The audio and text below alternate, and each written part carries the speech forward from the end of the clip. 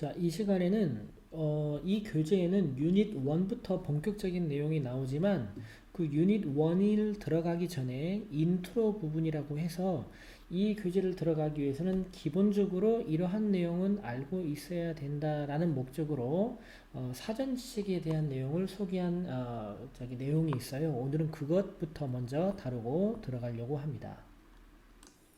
자, 여러분의 교재 8쪽에 보면 인트로라고 이렇게 써져 있죠. 이거는 이 교재 들어가기 있어서 먼저 배워야 될 내용을 소개한 부분이에요. 자, 여기 1번에 보면 문장의 구성 요소에 대한 내용이 있고요. 그 다음에 10쪽으로 가볼까요? 10쪽에 가면 2번으로 품사에 대한 내용이 나오잖아요. 그래서 우리 먼저 품사에 대한 내용 먼저 잠깐 여러분과 다루고 들어가도록 하겠습니다. 자, 영어 문장을 이루는 재료가 있죠, 재료. 그 영어 문장을 이루는 재료에 해당하는 게 무엇일까요? 단어입니다, 단어. 그런데 이 단어는 자기 멋대로 결합됐다고 해서 바로 영어 문장으로 되는 게 아니에요. 이 단어가 들어가는 순서가 꼭 있습니다. 이 단어가 이 순서에 맞게 결합되어야지만 영어 문장으로 인정이 되는데 이때 이 단어는 적을까요? 아주 많을까요? 영어에 나오는 이 단어는 무수히 많은데 이 수많은 단어들을 비슷한 특성끼리 모아보면 크게 몇 덩어리로 분류가 될 수가 있어요. 예를 들어서 이 지구상에는 사람들이 굉장히 많죠. 마치 영어 단어도 많은 것처럼 사람도 많은데 이 사람을 크게 둘로 나누면 어떻게 분류를 할 수 있을까요? 네, 여자와 남자 이렇게 크게 분류를 하고 나면 사람을 우리가 이해할 때 뭔가 조금 약간 분류해서 뭔가 체계적으로 이해할 수 있는 이런 분류 체계를 세우면 사람에 대해서 더 잘 이해할 수가 있겠죠. 또 지나가는 길거리에 자동차들이 많이 있죠. 수많은 자동차에 대해서 알고 싶은데 이 자동차도 크게 몇 가지로 분류할 수가 있어요. 예를 들어서 국산 자동차로 예를 들자면 우리나라 자동차 회사가 뭐가 있죠? 현대, 기아, 쌍용, 쉐보레, 그리고 뭐가 있죠? 쉐보레 말고 삼성이 있었죠. 자, 그냥 자동차 하면 막연하게 보일 텐데 이 자동차를 이 5개로 분류해 놓고 자동차를 볼 때는 이제는 뭔가 자기 나름의 체계를 갖고 자동차가 분류가 되고 그리고 자동차가 더 잘 이해가 될 거란 말이죠. 마찬가지로 영어 단어 너무나 많은 것처럼 보이지만 그것도 이렇게 분류를 한다면 몇 개로 분류할 수 있는데 그게 몇 가지로 분류할 수 있냐? 총 8개로 분류할 수가 있게 되겠어요. 이 단어를 분류한 걸 뭐라고 그러냐 하면 팔품사라고 합니다. 자, 여기 보면 몇 개의 품사가 있다고 나옵니까? 총 8개의 품사가 있다 그랬죠? 이게 바로 영어 단어가 8가지 종류가 있다라는 내용이 되는 거예요. 자, 다시 말합니다. 앞으로 선생님이 품사라는 말을 하게 되면 지금 뭐를 얘기하는 거다? 지금 단어에 대한 얘기를 하는 거구나 이 생각을 여러분이 가지셔야 돼요. 그럼 이렇게 수많은 단어가 크게 8가지로 나눠져 있다 그랬는데 그 8가지가 뭔지를 일단 살펴보겠고 근데 아까 선생님이 단어는 자기 멋대로 결합되면 문장이 되는 게 아니고 결합되는 순서가 있다 그랬잖아요. 그래서 먼저 여기에서는 단어에 대한 내용을 배우고 그 다음에는 단어가 결합되는 순서에 대한 얘기를 그 다음에 배우도록 할게요. 먼저 단어 얘기를 잠깐 해보겠습니다. 수많은 영어 단어 중에 명사라고 분류한 단어들이 있어요. 그게 어떤 거냐면 이 명이 이름명이란 뜻이거든요. 그래서 이 지구상에 존재하는 단어들 중에 사람이나 동물이나 사물 등의 이름을 나타내는 말은 무조건 우리는 명사에 속한 단어다 이렇게 우리는 얘기하는 겁니다. 뭐 부산이나 물 다 명사죠. 그런데 이 명사에서 여러분이 추가적으로 알아야 될 게 있습니다. 모든 명사는 셀 수 있는 명사가 있고 셀 수 없는 명사가 있어요. 근데 셀 수 있는 명사는 다시 나누면 세 봤는데 하나짜리 명사예요. 그걸 뭐라 그럴까요? 단수명사. 셀 수 있는 명사이어서 세 봤는데 여러 개예요. 그걸 뭐라 그럴까요? 복수명사 그러죠. 복수명사는 어떻게 만듭니까? 뒤에 보통 s나 뭐 es를 붙여서 만들죠. 단수 명사는 앞에 어나 언을 붙여서 만들게 되겠습니다. 또 셀 수 없는 명사는 우리는 보통 단수 취급을 하게 됩니다. 두 번째, 명사는 말이죠. 무슨 격으로 될 수가 있죠? 다른 품사와는 달리 모든 명사는 소유격으로 만들 수가 있고요. 소유격은 우리나라 말로 무엇 의라고 하는 거죠. 자, 고양이를 예를 들면 고양이는 캣이죠.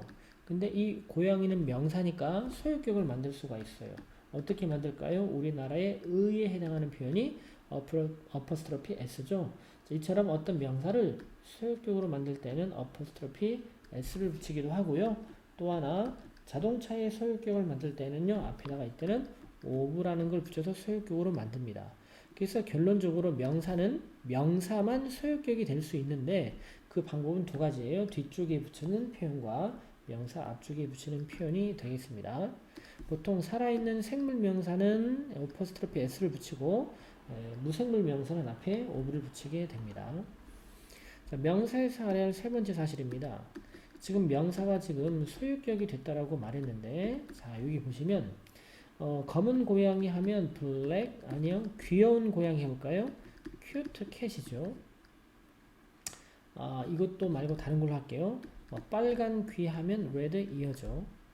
그 다음에 고양이의 귀 하면 cat ear죠. 자 이때 귀는 긴데 빨간 귀 이렇게 명사를 꾸미는 이 단어를 품사 뭐라고 그러죠? 형용사죠. 보통 니은 받침으로 끝나죠. 자 밑에 문장도 봐보세요. 귀는 귀인데 고양이의 귀. 자 마치 이 소유격이 이 명사를 뭐 하는 것처럼 여겨져요? 꾸미는 것처럼 보이죠? 자 명사를 꾸미는 건 품사가 뭡니까? 형용사죠. 여기에서 알 수 있는 사실이 있죠. 모든 명사는 소유격이 되는데 명사가 소유격이 되는 순간 품사는 뭘로 바뀐 거다? 형용사로 바뀐 상태가 되는 거라고 볼 수가 있습니다. 이 세 가지는 꼭 기억을 하셔야 되겠습니다. 넘어가겠습니다. 그 다음 두 번째 대명사라고 분류한 단어들이 있어요. 이때 대가 대신할 때예요.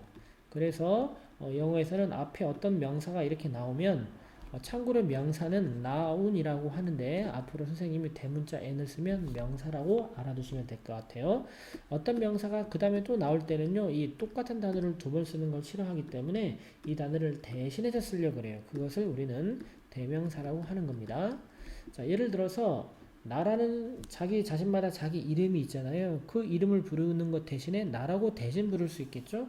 그래서 나도 대명사라고 보는 겁니다. 이때 I부터 해서 여기 대까지는 주로 사람의 이름을 대신한다 해서 인칭 대명사라고 보통 이름을 부르고 그리고 또 하나 this와 that은 가까이 있는 것 이것과 멀리 있는 것 저것인데 이건 가까이 있는 것과 멀리 있는 걸 지시를 한다 그래서 얘는 지시 대명사라고 이름을 붙입니다. 어쨌든 영어 단어에서는 대명사라는 게 있다라는 걸 알아두시고요. 세 번째 동사입니다. 동사는 사람, 동물, 사물 등의 동작이나 상태를 나타내는 말인데 이 동사는 하나 적을까요? 우리나라 말로 무엇 다라고 끝나는 해석을 가지면 전부 다 그 단어는 동사가 되겠습니다. 그런데 동사에는 크게 세 가지가 있어요. 앞으로도 볼 거겠지만 주어 다음에 동사 자리가 있다 그랬죠. 그때 이렇게 비동사가 들어온 문장이 있고요. 두 번째 주어 다음에는 이때 일반 동사라고 해가지고요. 비동사를 제외한 게 일반 동사인데 이렇게 일반 동사가 있는 문장. 그래서 비동사가 있는 문장과 일반 동사가 있는 문장이 있고요. 세 번째로 조동사라고 하는 건데 이 조동사라는 것은 뒤에 비동사랑 함께 만나도 되고 또는 이 조동사라는 것은 일반 동사랑 함께 만나도 되는 거예요. 다시 말해서 조동사는 혼자만 있으면 안 되고 진짜 동사인 비동사나 일반 동사랑 함께 같이 있어야 되는 게 조동사입니다. 그리고 조동사는 말 그대로 도울조예요.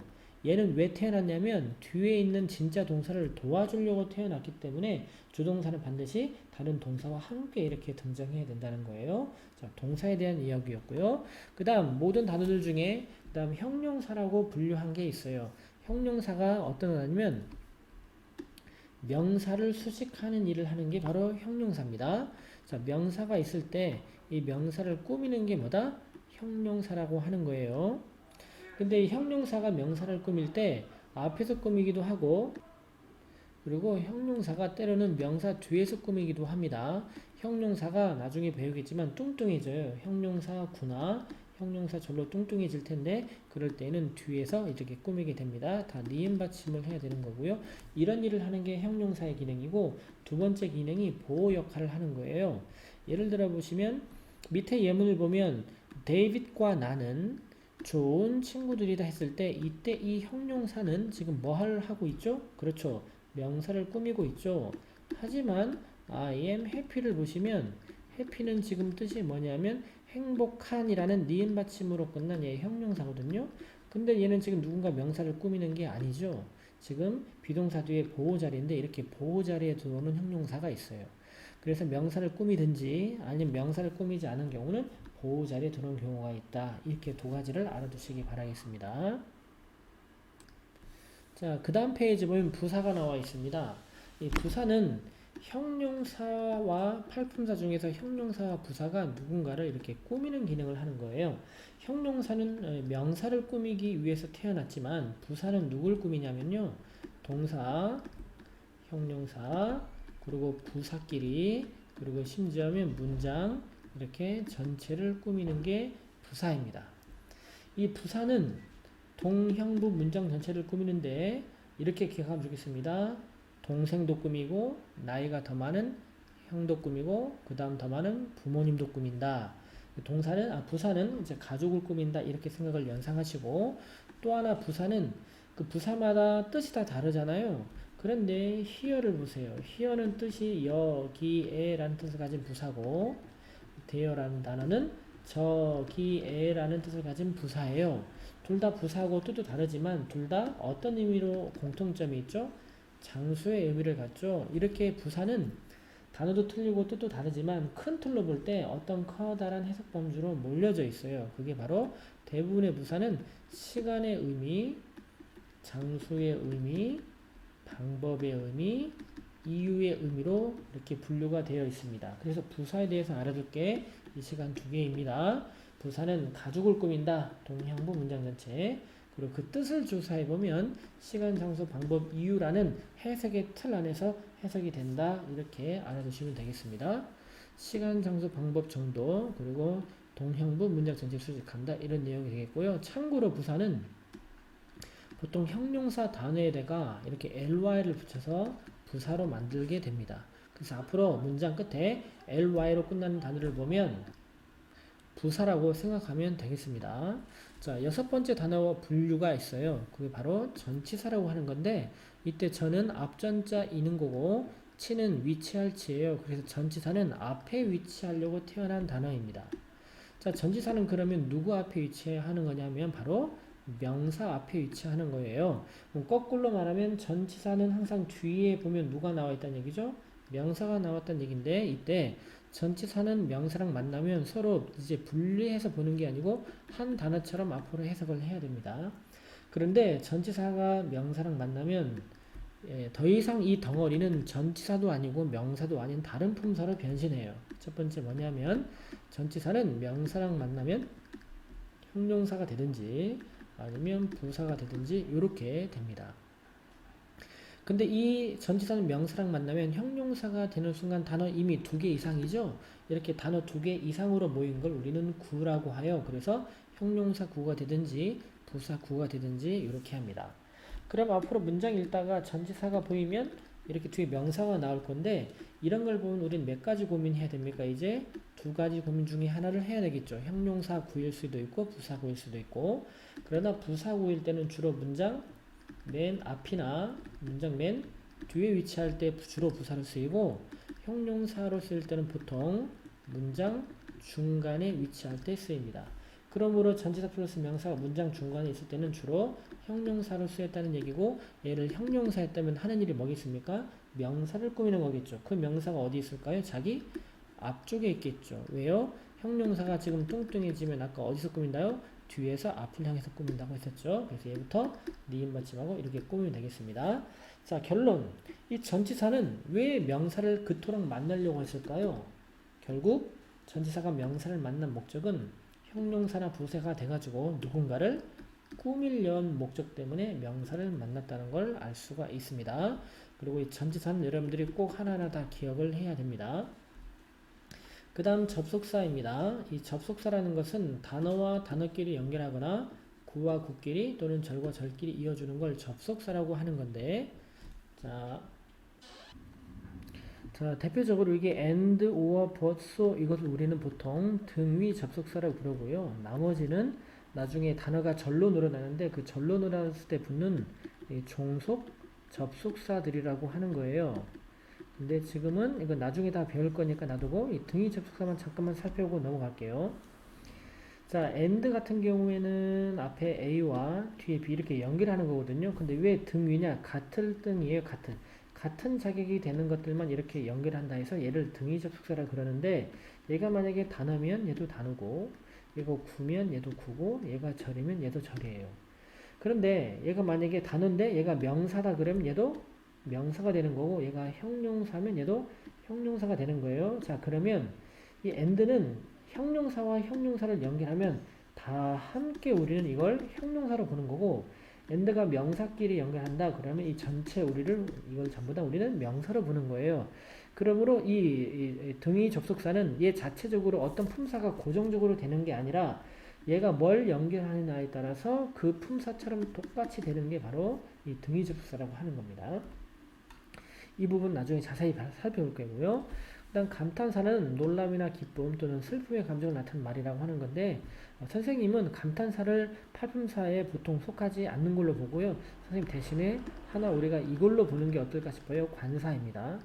관사에 속한 단어는 어나 언이라는 부정관사라는 게 있고, 그리고 더라는 정관사라는 게 있는데, 다른 건 거두절미하고 이 관사에 속하는 단어 이 세 단어는 우리 형용사의 일종이에요. 형용사. 그 형용사가 명사를 꾸미잖아요. 똑같이 얘네들도 명사를 이렇게 꾸미는 녀석이다. 얘를 앞으로 형용사로 봐야 된다. 요 정도까지만 알면 되겠습니다. 자, 여기까지 해서 팔품사에 대한 얘기를 마무리했고요. 자, 다음 페이지를 잠깐 가보시면, 자, 지금까지 우리가 팔품사를 했는데, 근데 조심할 게 있어요. 팔품사 중에서 명사와 형용사와 이 부사는 구와 그리고 절로 뚱뚱해질 수가 있는 유일한 세 개의 품사가 되겠습니다. 자, 우리나라 청와대가 영어로 뭡니까? 청와대가 블루 하우스예요. 자, 얘는 그러면 어떤 건물의 이름 맞죠? 이름이기 때문에 얘도 어쨌든 품사는 뭐라고 말해야 됩니까? 명사로 말해야 되는데 단어 2개 이상으로 모인 명사죠. 이런 걸 우리는 명사구라고 할 수 있어요. 이처럼 명사는 단어 하나짜리 명사도 있지만 2개 이상으로 늘어난 명사가 있으니 그걸 명사구라 하고요. 그리고 명사구는 나중에 명사절로도 뚱뚱해질 수가 있어요. 이처럼 명사도 그렇지만 형용사도 구와 절로 뚱뚱해지고 부사도 이렇게 덩어리가 좀 커질 수가 있답니다. 이때 그럼 구도 절도 무슨 차이가 있냐? 공통점은 구나 절은 둘 다 두 단어 이상이란 뜻이죠. 그러나 구는요, 이 두 단어 이상끼리 모인 단어들의 관계가 주어 동사의 관계가 없을 때는 구라 그러고, 주어 동사의 관계가 있으면은 그걸 절이라 그래요. 그게 예를 들어봐서 밑에 한번 봐보도록 하죠. 여기는 구는요, 일단 몇 개 이상이라고요? 2개 이상의 단어가 모여서 만든 거고, 절도 똑같아요. 절도 2개 이상의 단어가 모여서 만들어지는 건데, 구는 그 2개 이상의 단어끼리의 관계가 주어 동사의 관계가 없을 때는 구라 하는 겁니다. 이때 구로 늘어날 수 있는 게 뭐라고요? 명사구, 형용사구, 부사구 3개가 있다고 했습니다. 따라합시다. 명형부 기억하세요. 그 다음에 이번에는 주어 동사의 관계가 있는 경우 이걸 절이라고 그러고, 얘도 명사절, 형용사절, 부사절 이 3가지가 있다. 명형부는 구와 절로 늘어날 수가 있다 이겁니다. 예를 들어서 여기 보시면 나는 믿는다 이겁니다. 타동사니까 목적어가 필요한데 목적어 자리에 다시 뭐가 있죠? 주어 동사가 있기 때문에 목적어 자리에 절이 들어온 거고, 주어 동사가 보이죠? 절, 주어 동사가 보이니까 절이라고 하는 거고, 여기에 파란 글씨에 쓰인 것은 주어 동사의 관계가 없는 거니까 구라고 하는 거예요. 부하절에 대해서는 뒷부분에 계속 나오니까 그때 구체적으로 살펴보도록 하겠습니다. 자, 여기까지가 지금까지 우리는 뭐에 대한 얘기를 했었죠? 단어에 대한 얘기를 했었다는 거죠. 자, 그러면 이제는 그 단어가 결합되는 순서에 대한 얘기를 잠깐 해볼게요. 자, 여러분 교재 8페이지를 펴시면 이제 문장의 구성 요소라고 나와 있는데, 자, 우리가 8가지의 단어가 있는데, 자, 우리가 이 단어 아까 팔품사에 속하는 단어를 배웠는데 이 단어는 이제 무슨 일을 하냐면요. 자, 모든 문장은 주어가 맨 앞에 나오고 동사가 나오고 그다음 목적어나 보어가 나오고 수식어 이렇게 나오는데 주어 이게 지금 사각형 박스 안에 있는 게 전부 다 무슨 이름이라고 아까 했을까요? 자리 이름입니다. 이 자리에 팔품사에 속하는 단어들 중에 하나가 이 자리에 쏙 들어가서 채워진다는 거죠. 주어라는 것은 문장의 주인 역할을 하는 단어가 들어오는 자리예요. 이 주어 자리에는 우리가 배웠던 단어들 중에 명사나 대명사만 들어옵니다. 꼭 기억하세요. 주어 자리에는 명사, 대명사만 들어온다. 그리고 주어 자리에 들어오면 어떤 단어든지 주어 자리에 명사가 들어오면 끄트머리를 은는 이가로 마무리 해석해 줘야 됩니다. 예를 들어서 고양이라는 명사가 주어 자리에 들어오면 고양이가, 고양이는 이렇게죠. 그리고 동사는 동작을 나타내는 자리로서 우리나라 말로는 다로 끝나고요. 그리고 여기는 우리가 앞에서 배웠던 단어들 중에 동사만 들어가도록 정해져 있어요. 자, 주어 자리는 명사, 동사 자리는 동사. 그 다음 목적어 자리가 있는데 목적어 자리는 명사나 대명사만 들어갑니다. 우리나라 말로는 을 또는 에게로 끝나는 거고요. 그리고 보호 자리에는 형용사나 명사만 들어갑니다. 보호 자리에 혁명을 일으키자 이렇게 기억하면 되겠고요. 그리고 마지막으로 꾸미는 단어가 들어가는 자리 수식어고 주로 품사, 부사가 들어갑니다. 또 하나 누군가를 꾸미는 게 누가 있죠? 형용사 이렇게 되어 있습니다. 자, 먼저 주어부터 잠깐 살펴볼까요? 주어는 문장의 맨 앞에 쓰면서 쓰실까요? 뭐가 들어간다? 명사가 들어간다. 해석은 은, 는, 이, 가로 해석한다 이겁니다. 자, 주어 자리에 다 명사가 들어간 걸 알 수 있고요. 여기 있는 주어는 브라더가 명사인데 이건 소유격 단어죠. 기억납니까? 명사가 소유격이 되면 품사 뭐가 된다고요? 형용사가 돼가지고 꾸몄죠. 근데 형용사가 명사를 꾸미면 따로 보지 말고 다 함께 한 식구로 봅니다. 명사로 봅니다. 최종적으로 꾸밈을 받는 게 명사니까 다 함께 명사로 보는 연습을 해주세요. 그 다음 갑니다. 주어가 나오면 동사가 나올 텐데 동사는 주어 뒤에 나오는데 여기다가 뭐뭐하 다로 해석이 된다는 것. 아까 동사는 비동사가 있고 일반 동사 있다라고 말을 했었죠. 자, 그 다음 페이지로 잠깐 가보도록 할게요. 그 다음 목적어입니다. 목적어는 동사 뒤에 있죠. 그리고 해석은 을로 해석을 하고요. 목적어에는 뭐만 들어온다고요? 명사만 들어온다 이 말이에요. 명사 목적어 자리입니다. 자, 그 다음 보호 자리인데 보호 자리는 동사랑 목적어 뒤에 있는데 나중에 배우겠지만 보호는 이 형식에도 보호라는 게 있고 오 형식에도 보호라는 게 있어요. 이 형식의 보호는 동사 뒤에 있는 거고 오 형식의 보호는 목적어 뒤에 있죠. 이처럼 동사나 목적어 뒤에 쓰는 게 보호고 여러분은 여기에다가 형용사 명사라고 써주세요. 보호 자리에는 형용사나 명사만 들어오도록 정해져 있다 이거죠. 이건 뒷부분에 가서 자세하게 배우겠고 마지막으로 주어, 동사, 목적어, 보호 이 네 가지가 문장의 형식을 결정하는 네 가지 요소인데 이 문장의 뼈대 이외의 나머지 모든 것들을 우리는 수식어 자리라고 부르고 수식어는 수식하는 단어만 들어오는 자리예요. 자, 이때 수식을 하는 단어가 뭐죠? 형용사나 부사만 들어오죠. 그래서 우리 사람에 비유하면 뼈대가 있다면 뼈대를 감싸는 뭐가 있습니까? 살이 있죠. 이 뼈대가 주어 동사 목적어 보호라면 이 자리에 살이 더덕더덕 붙어요. 문장 중간이나 앞뒤에 수식어라 그러고요. 수식어는 나중에 우리가 괄호로 묶어서 우리가 볼 겁니다. 이런 거 괄호로 묶어서 볼 건데 이제 그때 가서 자세히 살펴보도록 하겠습니다. 자, 자, 밑에 예문을 잠깐 보자면, 자, 밑줄 친 부분이 어떤 문장의 구성 요소인지 보기에서 골라라. 자, 이게 비동사니까 뭡니까? 동사 쓰시고, 비동사는 이형식 전형이어서 여기가 보라고 합니다. 자, 여기 맨 앞에 있는 the bird는 주어고, 그리고 전치사랑 명사랑 만나면 아까 누군가를 꾸미는 형용사 아니면 부사가 된다 그랬죠? 꾸미는 거니까 얘는 수식어라고 하고요.